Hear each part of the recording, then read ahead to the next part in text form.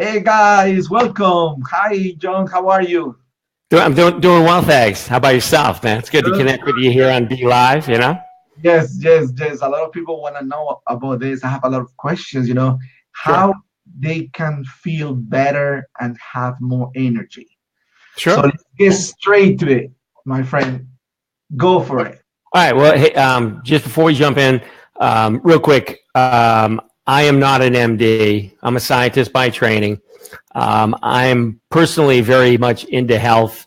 I'm 18 months away from my 60th birthday, and I have a 7-year-old boy and an 8-year-old girl who have unlimited energy. So I need Yes. to do everything I can to amp up my energy, amp up my health just to keep up with them. So, but I'm not providing any medical advice, but I'm happy to share the science, some of the, I've had some of the science that I've learned that, can help people to enhance their energy, to enhance their health and like that. So, I know today we're going to focus in on energy a little bit, and that's pretty cool. So I guess when it comes to energy, real quick, if you look at a fire, you build a campfire. You have a piece of wood. I'm going to set down my water bottle. You have a piece of wood. You have oxygen. You ignite the wood. What happens is oxygen comes in and starts ripping electrons off of that wood. You make carbon dioxide, and you make a lot of energy. You see a flame, and you see it burning. Mhm. Now, luckily for us in the human body, we also oxidize things, but we don't have a flame. So that would be kind of painful if you had little fires burning in all your cells. But it's the same process, the same electron transfer process. So like a fire, you need fuel and you need oxygen. But there's a complicating factor here because now the oxygen is not coming in and ripping the electrons off directly. It has to happen inside your mitochondria in a controlled fashion. So it's the same oxidation process, but it's the electrons have to get transferred molecule to molecule. So you need oxygen, obviously. And so when we hang out with Brendan and he talks about, I see a lot of people, they're not breathing deeply. So one of the things that you need if you want more energy, you got to, take a good belly breath, breathe with your diaphragm and get plenty of oxygen in there. That's a key thing. So, I think that's a given. I think most people realize that. But I know when I get stressed, my breathing gets really shallow. So I have to sometimes realize that and say, okay, time for me to take a deep breath and hold it and, oxygenate my blood. The second thing is you need fuel, and your body can run on three different things, probably more than that, but let's just limit it to three. So your body can run on glucose, which is sugar. But it's also when you eat pasta, your body breaks that down into glucose. When you eat rice, when you eat potatoes, you break it down to glucose. So most people in the U.S. and most people around the world run primarily on glucose. So that's one fuel. Works fine. It does have a few downsides, but that's one fuel. The second fuel is you can burn fatty acids. You can burn fat. But a lot of people don't burn fat well because they eat so much carbohydrate that they can't access the fat that they have stored. And I know for a lot of people, that's a real bummer. And if you want to get a quick snapshot as to whether you can burn fat or not, look at your last blood test and look at two numbers. Look at your triglycerides and look at your HDL cholesterol and look at that ratio, because that'll give you a sense of what your fasting level of insulin is. And if your insulin is down at 3 or 4, you're going to be a fat burning machine. If your insulin is at 19 or 20, every bit of fat that you consume is going to be driven into storage in your body, which is something that, some people want that, but most people do not want to add fat to their body. I'm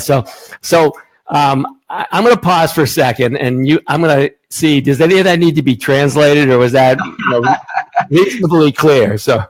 No, interesting, John. I remember you discussed with me a little bit about that bulletproof coffee. Sure. Yeah. I try it. It's powerful. Yeah. That's good. It's really powerful. It is. So that's a good one. That's a good lead in because that's really the third fuel. So when you consume bulletproof coffee, it has these short chain fats, and primarily 8 and 10 carbon fats. And those fats are metabolized differently in your body. So the body says, oh, these short chain fats, they're like little pieces of kindling. We're going to burn them immediately. So they're sent to the liver. And I'll talk a little bit of Mandarin, and then I'll translate.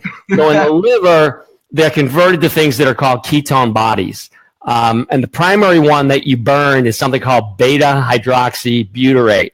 Now, from this point on, we'll just call it BHB because no one cares about the structure, and it's a 4-carbon, fatty acid with a hydroxy group on it. So we won't get into all that stuff. Yeah. So you basically, when you take the 8 and 10 carbon fats and they get sent to your liver, you make BHB. Now, the cool thing about BHB is, based on the science that I've read, the brain runs about 30% better on BHB. And the heart runs like 25% better on it. So it's a really good fuel. And second good thing is it's water soluble. So it doesn't need to be transported in the blood, meaning it just flows in your blood. It's like vitamin C. It just flows in your blood. And it can also cross the blood-brain barrier, which is designed to keep all the crud out of your brain, so only certain things get to cross over. So the brain really likes to run on BHB. And so that's why Bulletproof coffee works. Now, the second thing is, most people, when you make Bulletproof, you use something called MCT oil. And MCT stands for medium chain triglyceride, because everything in science is complicated. It has a long name. But that is primarily the 8 and 10 carbon fats that they have fractionated out of coconut oil. Now, if you use straight coconut oil, you get the 8, the 10, and the 12. And unfortunately, the 12 doesn't make a lot of BHB. So MCT oil works better than coconut oil, given equal amounts. And then, Bulletproof coffee actually offers a higher octane, brain oil that's primarily the 8 carbon, which is the one that produces the most BHB. So you can either use, a regular MCT oil, which is going to be a blend primarily of 8 and 10, and you can make, a lot of BHB, or you can, buy and I can't think of the brand name. Sorry, Dave, I can't think of the brand name, but they have, it's their higher priced MCT oil, and it's enriched in the 8 carbon fat. So, Don, one question. So, the Bulletproof, a lot of people probably don't know how to make the Bulletproof coffee. I remember the coffee. It's 2 types of oil and the butter, right? Yeah, so I just saw a question, and I want to repeat that. I saw a question pop up. I just want to answer that. So and the question was, what were those 2 parameters that you should look for in your blood work to see if you can burn fat? And the 2 parameters, the one that goes on the top is the HDL. Sorry, I screwed that up. The one that goes on the top is your triglycerides, and the one that goes on the bottom is your HDL cholesterol. And what you'd really like to do is, most people are going to be at 150 and 50, so they're going to be at 3 to 1, or they're going to be at 250, and they're going to be at 4 to 1. So one of the things that I've done over the last, 5 years is I've gotten my triglyceride to HDL ratio down to about 1 to 1. So it means that, it used to be that if I didn't get up in the morning and have a pastry, I couldn't function. I was running purely on glucose. Now that I'm functioning on beta-hydroxybutyrate, the BHB, I can go until noon without eating anything, and I can be sharp mentally. So I love that. So the top is your triglycerides, and in the numerator, and the denominator is your HDL. And if you're down at 1 to 1, what that tells me biochemically is that your fasting insulin is down near the bottom of the range. Now, if you're at 3 to 1 or 4 to 1 or 5 to 1, that tells me that your fasting insulin is probably still in the normal range. They're not telling you that you're diabetic yet, but you're working your way up there, and it's going to be really hard to burn fat when your fasting insulin is so high. So that ratio gives you a read on your fasting insulin, which is, I haven't eaten for 12 hours. how much insulin do I have in my blood? And, you know, most of my friends, they're eating a ton of carbohydrate, and that drives up their glucose. And when the glucose goes up, then your body has to bring up the insulin. And insulin in the body, it drives glucose into the cells, which is a good thing. But insulin also drives fat into storage, which, again, for most people, is not something that they want to do. So hopefully that I slowed down a little bit and answered that question for you. So I'm going to take another drink here, but yeah, no, it's very interesting, and this is going to help a lot of people, John. So tell me a little bit about it. What, 1 teaspoon, right, of that oil, right? Tablespoon, right? Teaspoon or tablespoon? Or 2. So let me talk about how you make it, and then I'm going to give you a couple watch outs. So normally, I like to use the grass-fed butter, and I use a tablespoon of grass-fed butter. I buy it from Costco. I use the Kerrygold. It's from grass-fed cows in Ireland, because in Ireland they figure we got plenty of grass. We don't need to feed cows grain. So you know, you get the Kerrygold butter at Costco or wherever. You know, they have it at supermarkets too. It just costs a lot more. And the second thing is then you would put in a tablespoon of that and a tablespoon of MCT oil. Now, here's what I would suggest. If you've never done Bulletproof coffee before, I would suggest that you start out with a teaspoon for the first couple of days. And then once you get used to a teaspoon, then move up to a tablespoon. And the reason for that, Dave has a funny description of it, but let's just say you do not want to have digestive distress. You don't want bad things to happen. I would also suggest the first couple times you do it when you're at home in case you have to make a rapid pit stop. Let's just say that. But those, and so you add those two things. I got to get this off my screen, and then you put it in the blender and you blend it for 20 seconds at high speed. Make sure you put the lid on, or else your wife's going to be really mad when all that Bulletproof 20 seconds. 20 seconds, you said? Well, yeah, I mean that's you can use your judgment, but. And there's no sugar. You don't need to put it. It actually tastes really good even without sugar. So what you're doing is you're letting your body stay. If you do that for breakfast, you're keeping your body in a fasting state because you're not providing any glucose or any carbohydrate, and you're not providing any protein. So the body turns on some really cool biochemistry that says, we need to clean up the cells. We need to do cellular cleanup. It's called autophagy. And so the cell's like, I need some fat. I need some protein. So it looks and says, oh, there's some junk over here. Let me go chop up those Legos and I'll use that. So it forces you to clean up your 40 trillion cells.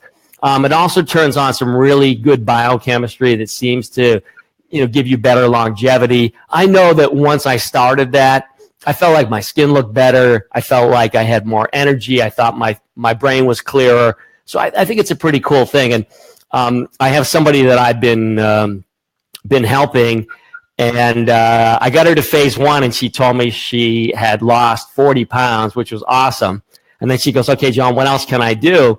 And I said, okay, let's go to phase 2. And she just sent me a text message on Sunday and said, oh my God, I can't believe how good I feel, and I've gone down 2 more pant sizes in the last month. So she was like, she's getting married in the spring, and she's super psyched. And so it's, it can be a good thing. Now, if you come in and you do a whole tablespoon or do 2 tablespoons because you like to hammer things, I can almost guarantee you that you're going to wish you had ramped up more slowly. So don't rush it. Just let your body get used to it. So hopefully, and hopefully people understand that that's the formula. It's pretty easy to make. It gets you up. Yeah, I used to put two teaspoons of sugar in my coffee every morning, and I couldn't drink my coffee without it. But this is a delicious blend, and I don't think you need the sugar. In fact, don't put the sugar in because that won't help you. So. Yeah, John, let me ask you something. You want to recommend Bulletproof coffee every day, or 5 days a week is good, and let the body recover rate 2 days? I think that, when you're making BHB, you talk about being in ketosis. And I think ketosis is a very valuable thing. But what I do probably, 1 or 2 days a week is I feast. So maybe I've been fasting, but maybe on a Sunday I get up and I have a big breakfast and I have a big lunch and a big dinner. I drive my insulin up intentionally because insulin does a lot of good things in the body too. It's just that most people are swimming in insulin. So I'm going to bring my insulin levels down, burn fat like crazy. But then maybe once a week, depends on the person. Maybe some people are going to want to do it twice a week. Yeah, I do believe that it's good to knock yourself out of ketosis once a week and to feast a little bit. That doesn't mean, Doritos and process crap, because that can kill you other ways. But eat some good food and feast a little bit. So yeah, I don't think it's a great idea for everybody to stay in ketosis for 6 months or 9 months. And I won't get into the insulin influences some other things. So occasionally it's not a bad idea to let your insulin bump a little bit. And we won't get into the details because, we don't want to give everyone a big headache. So no, great information, John. Thank you very much for sharing. Wow, it's been already 15-20 minutes already, but wow, it's going to be very useful information for a lot of people. If anything, they can follow John, they can follow me, and we're gonna be back next week, right? Yeah. No, I'd love to jump in with you here, and today we had to figure out some of the details and kind of get things rolling, but. We're gonna try to share as much as we can on that deep level, which I love it. The deeper we get, the better for everybody. And just because there's a lot of information there, I'll try to summarize quickly. So when you make your Bulletproof coffee, grass-fed butter, a tablespoon of MCT oil. If you want to, get even more BHB, you can use a more expensive version. A more expensive oil that has more of the 8 carbon fat from coconut oil. You can also do it with coconut oil, but you're not going to make as many ketones because a big chunk of coconut oil, is C12, and it just doesn't make a lot of BHB. And the other part was, again, take a look at your last blood work. They always measure your triglycerides, and they always measure your HDL. And so just look at that ratio and try to bring that ratio down over time, because it'll let you burn fat more readily. Yeah. Now, if you want to spend a little bit more money, you can get them to check the box for a fasting insulin test. Now, I do that maybe once every year and a half just to monitor it directly. And then in between, I keep an eye on that, that triglyceride to HDL ratio. But I think most people that I've known are amazed at the spark, the energy they get from it. And the other thing is, when you're taking your supplements that are fat soluble, things like vitamin D and so on, taking it with a Bulletproof coffee is good, because the Bulletproof coffee, has a couple tablespoons of fat in it. So you'll absorb your vitamin D. And I always try to get people to take their vitamin D in the daytime and not at night, because then it reinforces your circadian rhythms as opposed to contradicting them and screwing them up, which is not a good thing. So thank you, John. Juan, I want to thank you for encouraging me to jump on with you, and also for getting me to translate when necessary, because if I start talking Mandarin, people are going to be like, what?